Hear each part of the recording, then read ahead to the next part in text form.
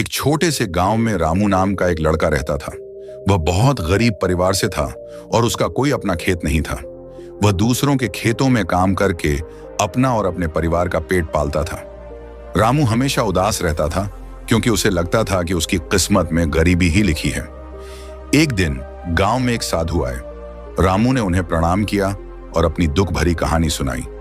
साधु ने रामू की बात ध्यान से सुनी और फिर मुस्कुराते हुए कहा, बेटा, किस्मत तो हर किसी की बदलती है, बस तुम्हें सही समय पर सही काम करना होगा।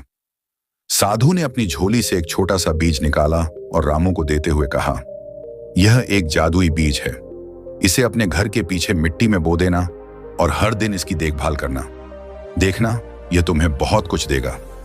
रामू को साधु की बातों पर थोड़ा संदेह हुआ, लेकिन फिर भी उसने बीज ले लिया और घर जाकर उसे बो दिया। वह हर दिन उस बीज को पानी देता और उसकी देखभाल करता। दिन बीतते गए, लेकिन बीज में कोई अंकुर नहीं फूटा। रामू निराश होने लगा। उसे लगने लगा कि साधु ने उसे झूठ कहा था। एक दिन जब रामू उदास होकर खेत की तरफ जा रहा था, तो उसने देखा कि उसके घर के पीछे की मिट्टी में एक छोटा सा पौधा निकल आया है। रामू खुशी से झूम उठा। उसने तुरंत पौधे को पानी दिया और उसकी ओर भी अच्छे से देखभाल करने लगा। कुछ ही महीनों में वह छोटा सा पौधा एक बड़ा पेड़ बन गया। उस पेड़ पर मीठे और रसीले फल लगते थे। रामू उन फलों को बाजार में बेचकर खूब पैसे कमाने लगा। धीरे धीरे उसकी गरीबी दूर हो गई और वह एक सुखी जीवन जीने लगा।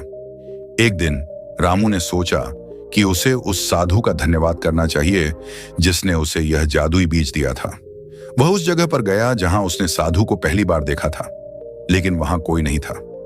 रामू समझ गया कि वह बीज जादुई नहीं था, बल्कि उस साधु के प्रेरणादायक शब्दों में जादू था, जिसने उसे मेहनत करने और कभी हार न मानने की सीख दी थी।